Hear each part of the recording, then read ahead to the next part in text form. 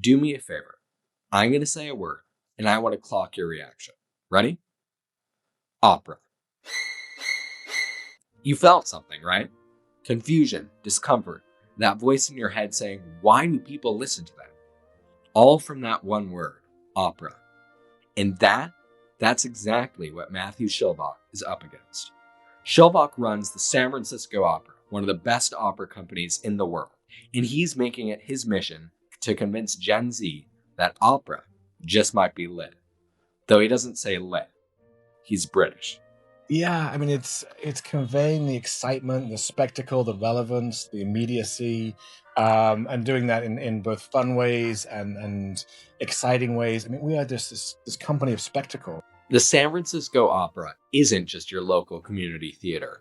They're an $80 million institution creating what can best be described as live action cinema. We put on these amazing shows on a 50-foot wide stage with these extraordinary costumes and music, and it's none of it's amplified, so it's like this Olympic level of singing. In just one of their productions, they're mixing puppetry, martial arts, and building sets on a scale that's hard to even explain. And they've come up with this very ephemeral world. We're using like 60,000 feet of silk and puppetry and martial arts and all of these layers that allow us to create this illusion of the oceans, or the illusion of heaven. And it's going to be so exciting. And that's why my conversation today is so interesting. Because opera isn't just snobby or academic, it can be magical and captivating for anyone watching. And Matthew has a way of making you want to give opera a chance. Opera, in my mind, kind of leaves space for you, the audience member, to bring your own story into it. Did you know that they perform for 20,000 people at the Giants baseball stadium? Me neither. I'm telling you, this conversation is full of surprises. Today, Matthew Shilvock wants to wow you and convince you, yes you, that opera needs a little bit more room in your life. I'm Vonn Vanier, and this is Beyond the Notes. Matthew, welcome to the show. Thank you so much, Vonn. It's great to be with you today. Yeah, so a lot of your job today and a lot of your focus is around, getting young people interested in opera. And so, to begin our conversation, how do you, as the director of the SF Opera, get a generation of TikTokers to like music and appreciate music and art that's 250 years old?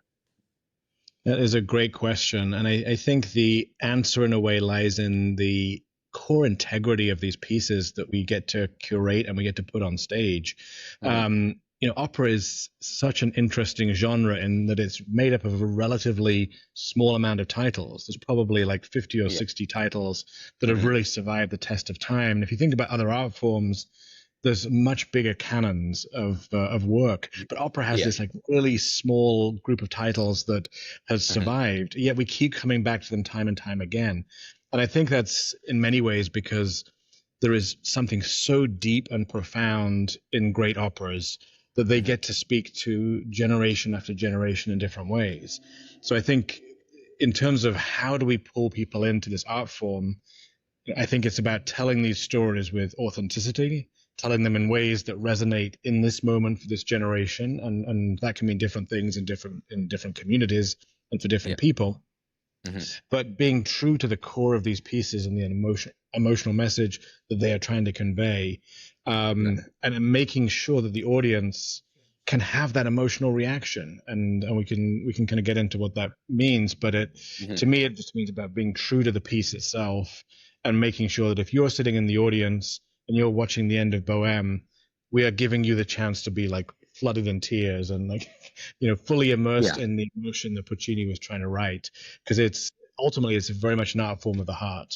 I love opera myself, and it really is unlike any other art form, just being in that theater and seeing, the incredible musicians and singers on stage and the music and everything. I'd wonder, especially for people who, like, in the first place, don't really listen to or pay attention to classical music and are just interested in other forms of music. Like, how do you get them, in the door in the first place? Yeah, we've really worked particularly I'd say in the last 3 or 4 years, on this question and been prototyping and trying different things.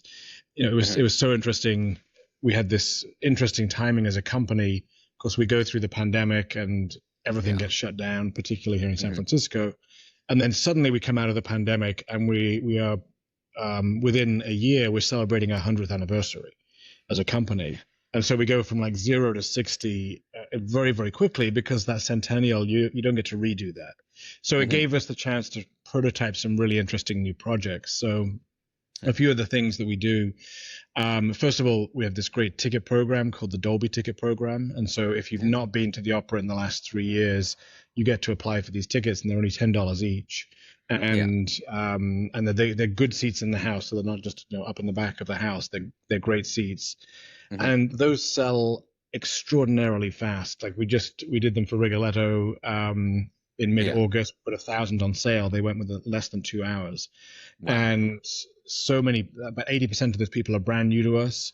The average age is much younger than our existing audience, and people are coming back with increasing regularity, increasing stickiness. So really lowering that barrier for the first time you walk through the door, and making sure you feel like it's something you can come and try.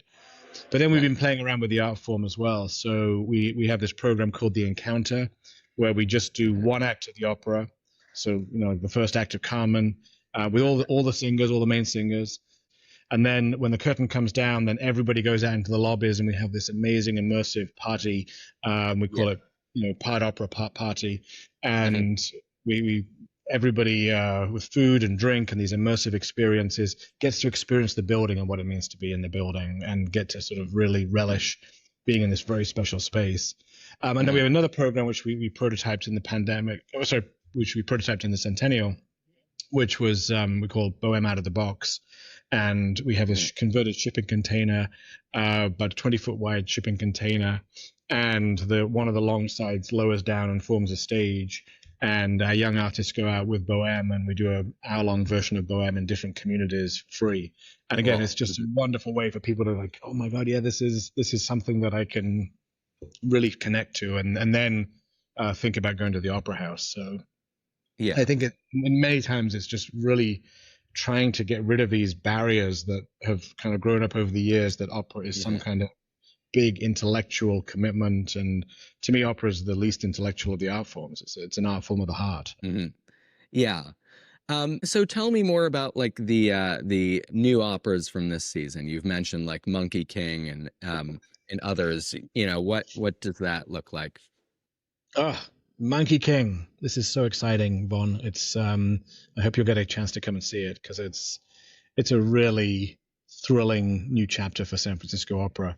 So Monkey King is based on the late 16th century Chinese novel Journey to the West. And there's 4 kind of canonical Chinese novels, Journey to the West being one, Dream of the Red Chamber was another, and we did that opera in 2016, and it sold out. It was incredible success. So riding on the success of that, and that also went to China and played in 4 different cities, we began thinking, well, one of these great canonical Chinese novels did really well. What about the other 3? So we began exploring those, and at the same time I was talking to a composer now based in New York, but Chinese composer Huang Ro. And he was getting interested in writing a Monkey King piece. And so we were kind of coming at this through 2 different directions. So that was back in 2017. So that gives you an idea of the gestation period for new operas now. But by contrast, and going back to the Barber of Seville, it's rumored that was written in 3 weeks. So now we're looking at 8 years for new opera. But that has been a really exciting journey for us. And we're just telling the very first few chapters of Journey to the West, and it's all about the emergence of this monkey, and the monkey ultimately becomes almost like a bodyguard to a monk who is going from China to India to pick up some sacred Buddhist scrolls. But this all happens before we get to that, and this is the introduction of the Monkey King and how he obtains his special powers and how he takes on the gods, first of the seas and heaven, and ultimately becomes so impossible to kind of rein in that the gods call upon the Buddha and say, Buddha, you've got to help us rein in this monkey. And the Buddha tricks the monkey into being in the palm of his hand, and he says, if you can jump out of my hand, then you'll become all powerful, otherwise you'll face the consequences. And the monkey, who has learned all these special powers, is like, no problem, I got this. So he jumps for like 30,000 miles, and he finds himself in this beautiful place, and he thinks he's found paradise. And being a monkey, he decides to mark his territory, so he pees on a nearby tree. And then the Buddha shows up and said, why did you just pee on my finger? So he hasn't jumped out of the Buddha's hand at all. He's just jumped from one side to the other. And then the Buddha turns his hand over and imprisons the monkey for 500 years, during which time he learns humility and enlightenment. And that's the end of the first chapter or so. So we're just telling that portion of the story. And as you can tell from all these locations I just mentioned, it's full of action, it's full of adventure, it's full of all these amazing places, and not necessarily the most obvious story for an opera, because of all of the logistics of how you move around these places. But we're working with a phenomenal puppeteer, Basil Twist, as well as a great director, Diane Paulus, some wonderful designers. And they've come up with this very ephemeral world. We're using like 60,000 feet of silk and puppetry and martial arts and all of these layers that allow us to create this illusion of the oceans, or the illusion of heaven. And it's going to be so exciting. And I think Monkey King is a really interesting story, because across Asia, people connect with the Monkey King at a very early age. It's in comic books and cartoons. Maybe some of their grandparents read to them. There's now this new PlayStation game, Black Myth Wukong, which is hugely successful when it released last year. I'm still battling the first monster, but I'll get there. And so it's got like this deep nostalgia to it. But then if you come across it for the first time, like I did, I didn't know Journey to the West before we began this conversation about it. It's just a great story, and it's a classic story for a reason. And so people either connect with it because it means something deeply to them, or they're so excited because when they first hear of the story. So I think it's really creating a lot of thrilling excitement already, and we haven't even. We just began this yesterday, so it's amazing to see that energy that's happening already with Monkey King. I mean that's another part of opera that I think a lot of people overlook, and maybe one of the biggest parts are the story and the singing, but this theatrical element, I'd imagine perhaps for the youth as well is very attractive to a lot of people. Have you observed that yourself? It is, because it's there is really nothing else quite like it. I mean, opera exists on such a big scale. The stages are huge. The personnel are significant in terms of numbers. You could have 300 people creating a show in a given night, between the orchestra, the chorus, the singers, the stage crew. I mean, it's kind of crazy. I mean, you've got 300 people all doing different things coming together, and magically it all happens in sync, and you have this extraordinary piece of art. And I still sort of stand backstage oftentimes and I like pinch myself that it actually all happens, and it all happens just as it should. And again, the combination of all these things happening are thrilling. And so, you have something where you begin to see new layers coming in. Like we're doing, before we get to the Monkey King, we have Wagner's last opera, Parsifal, which is this huge epic. The opera is like 5 hours long almost. It's a story of the Knights of the Grail, and is this deeply, deeply meditative spiritual piece.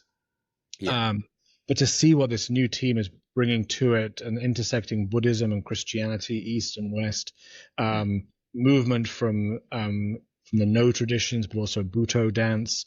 I mean, all of these layers of meaning and intersection all coming together. And again, the stage is beautiful. The set's they just loaded it in a couple of days ago, and these huge turntables that will move very slowly, and you create the sense of the Hall of the Grail, and you'll have a chorus of 80 people or so on stage, creating this amazing just sort of sense of sound, and an orchestra which just takes you into a completely different realm. So there is something, and again, we think about spectacle and epic and experience, and people's hunger for experiences of meaning and uniqueness now. And there is just something so resonant about a piece like Parsifal. We last year we made connection with a San Francisco based artist, and she'd also been a lecturer at Stanford, Jenny Odell, and she's written a couple of books. The first book she wrote was called How to Do Nothing, and it was this amazing exploration of how you how you find an alternative to the sort of technology infrastructure that we are now all so bound by. And she talks about how the downside of trying to go on a digital detox, and I mean that just backfires most times. What she concludes basically is that find something where you can go deep and focus. And for her, it was birdsong, and like sort of if you're really focused on something in the world, then you're not scrolling, and you're kind of finding something that gives you meaning.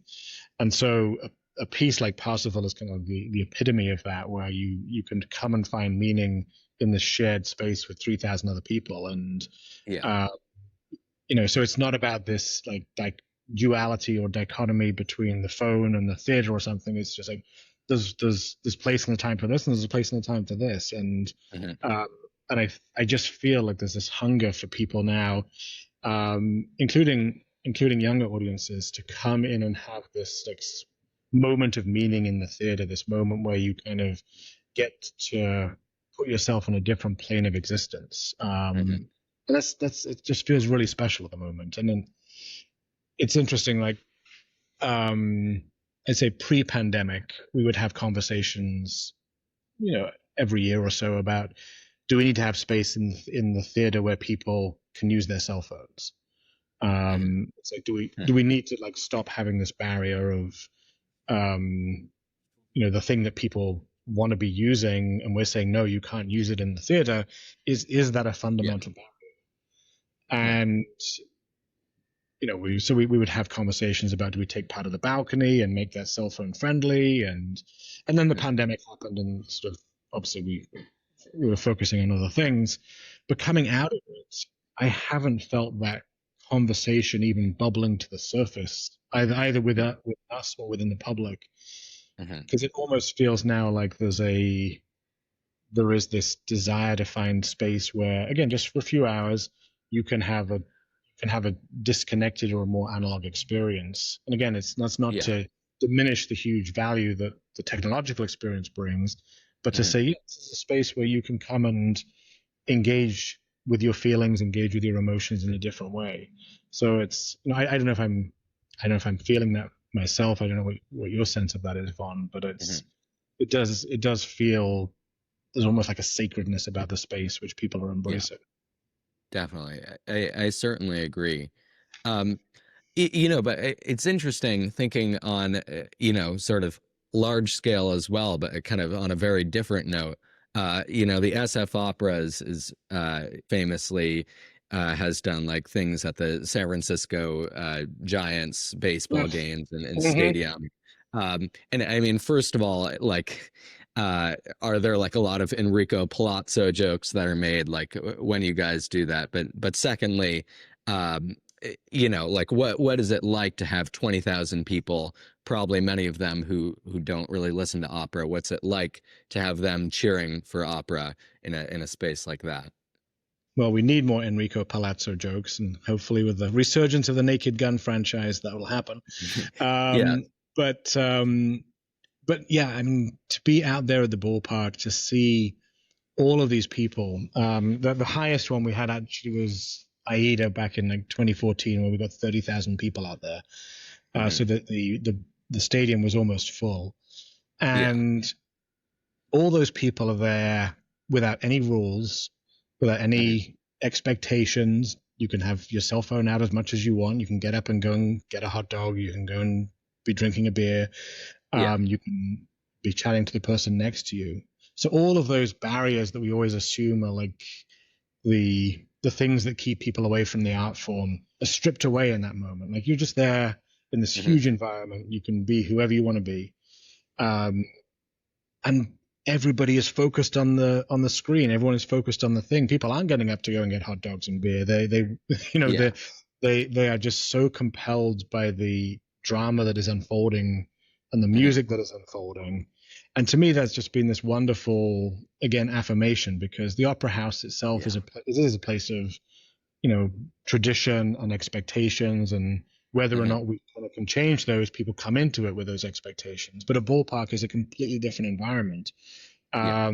But to see that the piece holds focus irregardless is just amazing. And again, just to Mhm. see such a wide spectrum of the community gathered together Right. around a piece of art. Yeah, Mhm. 20,000 people gathered together and just being in this artistic moment together. It's there's nothing like it. If Gen Z could do a remix for an opera like they do for TikToks, what would what would that look like in your imagination? Like what would you hope it looks like in particular? I mean, I think it's something that pulls out the inner truth of a piece to that person, right? And so Mhm. which elements really speak to them, which elements of the story really speak to them, how do they find the connection that sits most naturally between them and the story, and interweave their own life into that somehow. And again, Mhm. there's just like so many ways into this, through music or costume or visuals or lighting, and so that would be what would be exciting to me, is just seeing how people find Yeah.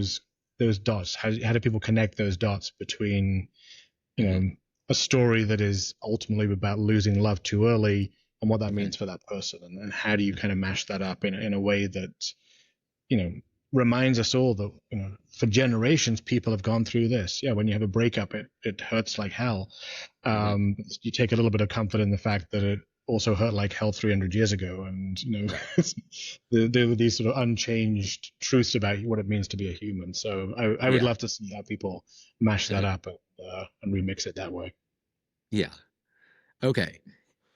Great. If you could give let's see, maybe 60 seconds, 90 seconds, pick your poison. If you could get a 60-second pitch to a teenager right now as to why they should come to the San Francisco Opera's next performance. Maybe it could be Monkey King or one of the more traditional operas. Could you do it now? What Oh would my that look like? goodness, it's putting me on the spot there, Vonn. It's okay.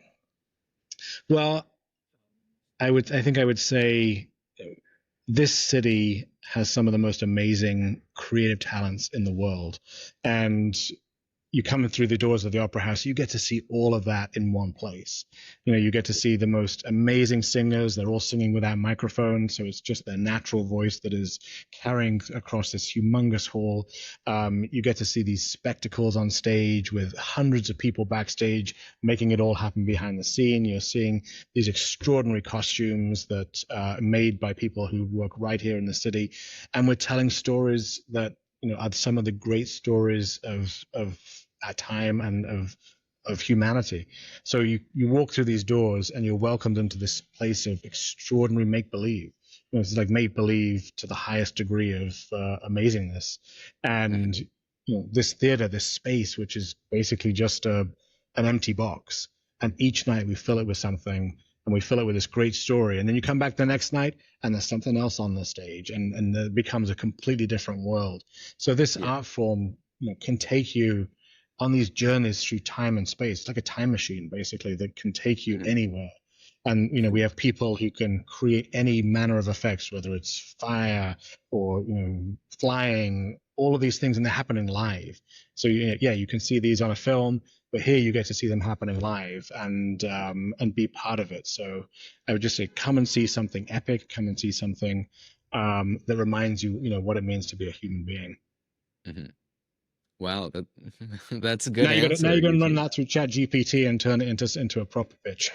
Yeah, exactly. Nowadays, yeah, certainly doable. Um, as my final question, just to wrap us up today, um, I'd love to know, thinking ahead into the future, maybe 100 years into the future, what do you imagine, in your vision, opera will look like 21, 25.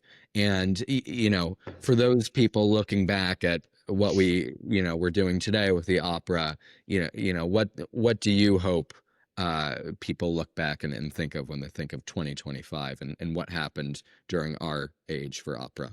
Wow, it's a weighty question. People have always, you go back to the ancient Greeks and even before, people have told stories through music, and what we are doing is a kind of continuation of that tradition in a way that works in this moment. And so I am sure that 100 years from now, people will still be telling stories through music, exactly what it means and how it looks. We will not know that, but I know that it'll be happening because it's just a part of what it means to gather and to be in community. So I think as people look back to this moment, what I would hope is that people sort of talk about this as a time when the nature of storytelling expanded. The kinds of stories that were being told really flourished in a really beautiful and authentic way. Whether that's something like a Monkey King, or again, a piece like A Handmaid's Tale. We have a piece that we're doing in a couple of years. We're co-commissioning about the opioid crisis, and that'll be a really deep and meaningful way, I think, to engage with that issue. Or the piece we just did, Innocence, which was all about the aftermath of a school shooting. These pieces that allow us to sort of uncover just truths about this moment we're living in now, and how we talk about those things. That kind of I think that's being embraced in a really different way in this moment, and operas are being created that I think have real lasting value around that. So I think, again, so this moment hopefully is looked back on as one of real sort of truth telling in opera, where people embrace all of these resources, these amazing capabilities that we have to tell stories that mean something now. Hopefully, that sets a pathway for the future, and people keep embracing that, and that just deepens, and we keep adding these layers to how we're interpreting this moment. So I guess it's really, I hope this is seen as a time of real truth telling and real trust in our ability to use art to make sense of this moment in time. Well, thank you so much. We'll check in 21, 25, Vonn, and we'll see how it's working out. Exactly. Well, deal. Right. I mean, maybe, who knows what a sort of immortality technology they'll create. But yeah, certainly, it's been a long history of opera, and hopefully, no doubt, a long history in the future to come for it. So thank you so much for joining me today. It's been certainly a very interesting conversation, especially for someone like me who also has the goal of making classical music something that's accessible and interesting for young audiences. So I'm very grateful for our time today here. Well, thank you, Vonn, and thank you for all you are doing to really just expand the lens of classical music. It's exciting to see what you're writing and where you're heading. Well, thank you so much.